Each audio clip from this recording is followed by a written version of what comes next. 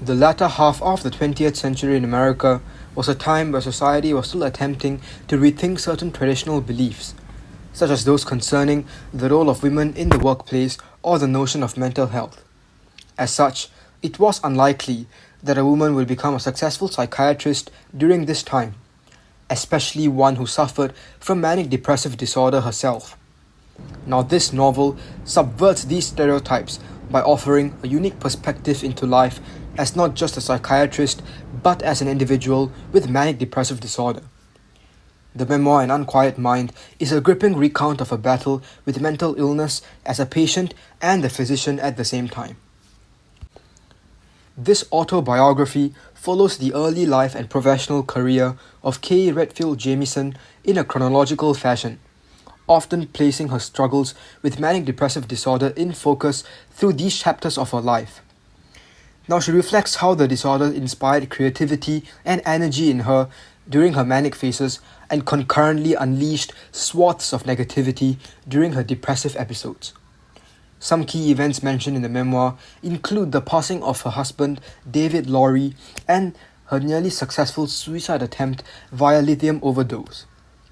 Now, the memoir ends by expounding upon medical advancements in the field of psychiatry, including the genetic mapping of manic depressive disorder.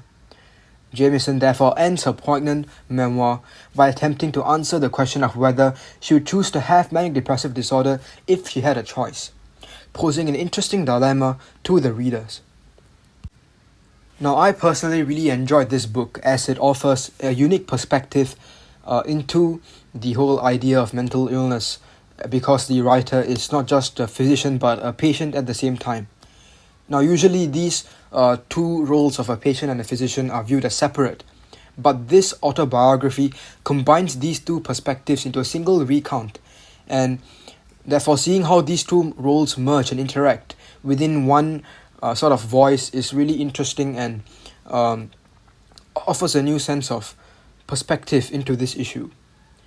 Now, besides the narrative voice, I believe that the language used in this memoir is immensely poetic and descriptive, and it's really rich in meaning.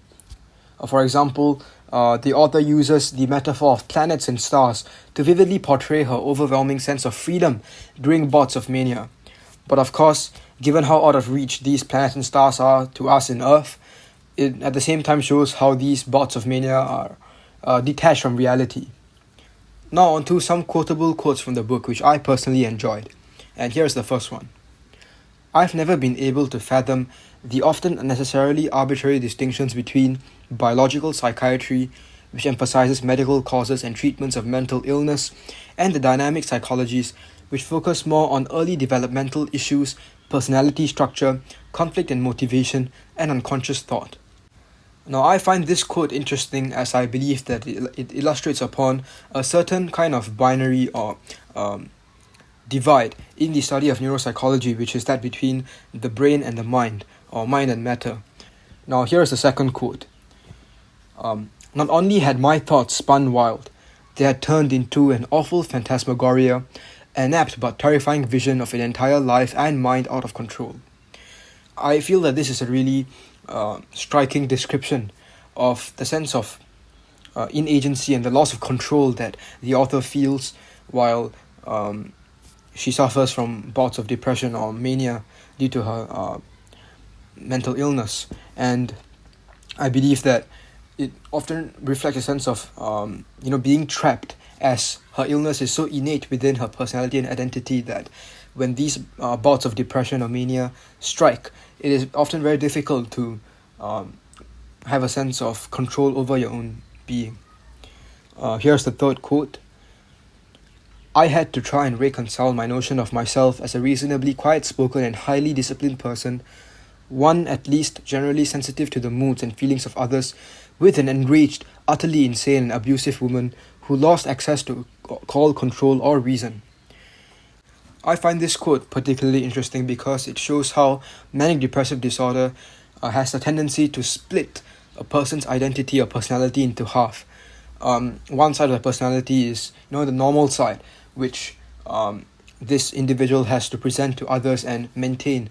But on the other end, there's the more uncontrolled and wild side, which is due to illness.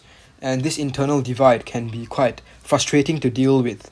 And it creates a whole Jekyll and Hyde situation as well, which I find particularly interesting, yet it is something that makes this whole illness more malignant to its sufferers as well. And here's the final quote. So here it is. Without science, there would be no such hope. No hope at all. I find this quote particularly striking because it shows us the value of scientific research and progress. Now, I believe that scientific and medical progress have come a long way and have completely revolutionized the way in which we see ourselves. For example, the discovery of DNA and the whole genetic revolution in the late 20th century have completely changed in the way in which we view diseases. And therefore, I believe that it is important that we continue to trust scientific research and progress, especially in the current sort of era where there is a lot of suspicion and hesitancy towards vaccines, for example, which are pivotal in combating the COVID-19 pandemic. However, there are still people reluctant to take these vaccines due to an inherent distrust in scientific institutions. Therefore, in line with this quote, I believe that people should not have a sense of mistrust of science and instead should view it as a portal of hope for civilization as a whole.